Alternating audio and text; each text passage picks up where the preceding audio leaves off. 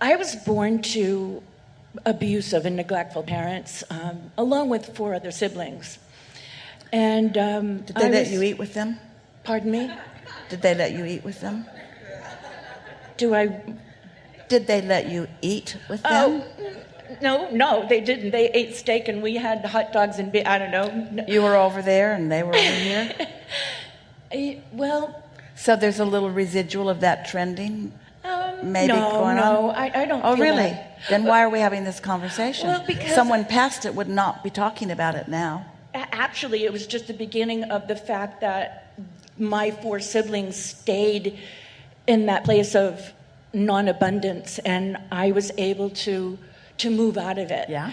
And I'm like, just being here, I feel guilty that they are where they are, and so I take care of all of them. My sister has late-stage MS. My brother has 3 brain injuries. So wait. So as you focus upon them, we know you love them and care about them. You're calibrating to that. Can't focus on that without calibrating to it a little bit. And in calibrating to it a little bit, you diminished your own alignment. So it's a sort of push and pull tug of war that's going on, yes? Yeah, I take care of them all, and I have for so long. I want to be selfish and just live in joy all the time. But that brings me back. Did you hear our definition of compassion?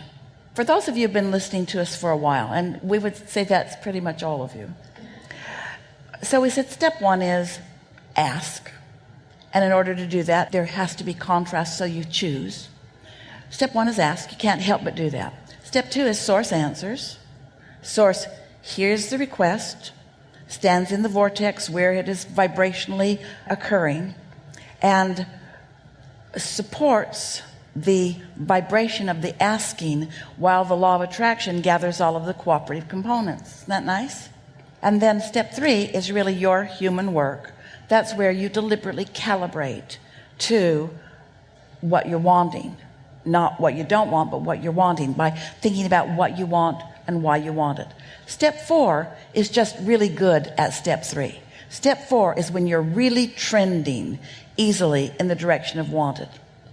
But step 5, and we've been talking about that all morning here, but step 5 is really what compassion is. Step 5 is being in that tuned in, tapped in, turned on place, and yet living in a world where everybody isn't there, and seeing them not there without losing your connection. That's what step 5 is. But in order for step 5 to click in for you, you had to be step 3 and really good at step 4. In other words, all step 3 and 4 are trending toward the upper half of the emotional scale no matter what. And humans, they don't like you to feel sick, humans, or confused humans. Esther will say, don't Abraham me. In other words, she doesn't want to be seen not doing the work that she knows how to do, and then chided into it, or harassed into it, or embarrassed into it. She wants to align, and she wants to maintain that alignment, and so do you. But there's a whole lot of people that are always going to be around you that aren't going to be there in the moment that you're there. That's why we began in the very first conversations that we had talking about you're standing in a point in time, and you've got a relationship with your inner being in that point in time. So you're emanating a vibration in that point in time. And maybe the vibration that you're emanating is upper half of the emotional scale. Maybe it's lower half of the emotional scale, but you're emanating something. Somebody else walks into the room and they've got their things going on too. But now the law of attraction is sizing you up, not in a conscious, I'm going to teach you a lesson way. It's not like that. It's like a law that is functioning to the vibrational frequencies of what's going on here. And so if you're upper half of the scale and they're somewhere in the vicinity of it, now you're going to have an upper half of the scale exchange, which you had with Esther and her staff in the Tuscan Grill the other night. But if you're lower half of the scale and they come in and they're not really decided where they are, They're up and down and up and down. They turn the TV on, they turn the TV off. They get on Facebook, they talk to this person, they talk to this person. They see what's going on. They're not deliberately trending. They're just responding to things. They're knee-jerk reacting to things all over the place. So they are a mixed bag of vibration. If you're not solid in your connection, you're going to play with the mixed bag of them. So then somebody else comes into the equation, and somebody else comes into the equation. And suddenly you have, not suddenly, eventually, you have a population of a planet, let's say, with all kinds of vibrations going on as all kinds of people are reacting to all kinds of situations, and hardly anyone is having a joyful life except those who have learned how to be in step 5, how to be like source energy.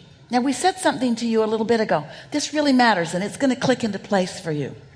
The reason that any of you could ever feel negative emotion is because your inner being is always calibrated to pure positive energy. Your inner being, as far as you would be able to ever decipher in this physical body, offers no resistance whatsoever. Of course, there's resistance everywhere in the universe, but the non-physical degree of resistance could not even be acknowledged from your physical standpoint.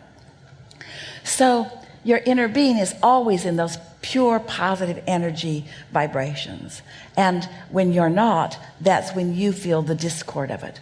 So that's why your work then is to calibrate to that, but do it when it's easy. Calibrate to that. It's easy to do on this ship. Calibrate to that. It's easy to do that in the most pristine waters on the planet. Calibrate to that. It's easy to do that on a vessel where there are 1,000 people knocking themselves out to make your every wish happen in your life experience. It's easy under these conditions. Easier, let's say, easier. So calibrate, calibrate, calibrate. Step 5, step 5, step 5, step 3, 4, step 3, 4, step 3, 4, step 3, 4, trending, step 3, 4, step 3, 4. And then, even if you step in a pothole, even if you fall off a cliff, you have the resources, because you know how it works, to just refocus again and get yourself back into alignment with where you want to be. There's not one of you in this room, including Esther. There's really no one on the planet, including the one that you knew as Jesus or Buddha or any of those masters, who was every single moment of their human life, not even close, calibrated to source energy. The difference between those masters and most everybody else is that they knew how to calibrate. They knew what it felt like. They knew what resonance with source felt like, and they strived for it, and they accomplished it. But then they didn't lock themselves into a private place, separating themselves from the world. That's no way to live. You got to be able to be so stable that you can step into a situation, especially with people you love, step into a situation with people you love and maintain your connection. Mostly, not always, just mostly, not always, mostly, not always. And then when you feel negative emotions, say to them, I feel awful, and I'd like to blame you. You're a pretty good reason. You've been rough lately. But I know it's up to me, and I know I can feel better no matter what, and I'm not ever going to hold you responsible for how I feel. And I know if I'm going to be of value to you or anyone else, I got to get my groove back. I got to get tuned into who I am. So I'm going to take off for a little bit. I won't be gone long. I'm just going to go recalibrate, get myself all tuned up. And when I feel better, I'll be back. Then do it. And when you feel better and you're back, they'll notice. They might not meet you. They might not be able to meet you. Someone in pain has a hard time feeling good. But it doesn't have to make you feel bad. We're going to say something really blunt here. Can you feel someone else's toothache? Do you think you should? No. Oh, your toothaches? I'm sorry. Give some of it to me. I'll take some of it. I'll take some of your toothache. That's ridiculous, isn't it? Do you think you should take their pain, their negative emotion on? Their struggle, their trauma? Isn't it like saying, give me your toothache and I'll bear it for a while? Do you know there's not one time ever that any of you ever have tried to bear the pain or the emotional imbalance of another person and gave them any relief? You can't get sick enough to help sick people get well. You can't get poor enough to help poor people be prosperous. You can't get confused enough to bring people clarity. You've got to hold your own alignment, or you've got nothing to give anybody else. And we know it. You do it all the time. I wrote a story when I was living in New York, and it was a really difficult time for me. And that's another thing about your inner being. Your inner being never looks back. Yeah. So this story I wrote, 6 months later, I met a man. 2 months later, I was married, and I forgot about the story.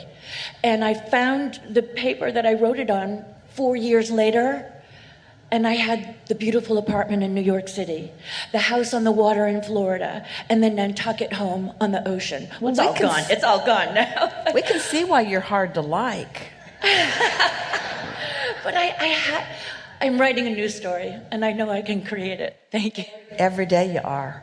Every day you are.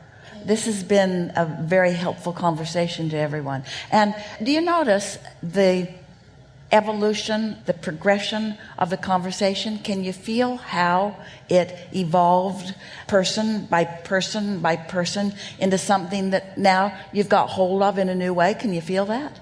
Don't you feel like you know something, that you own something that you didn't own an hour and 2 minutes ago?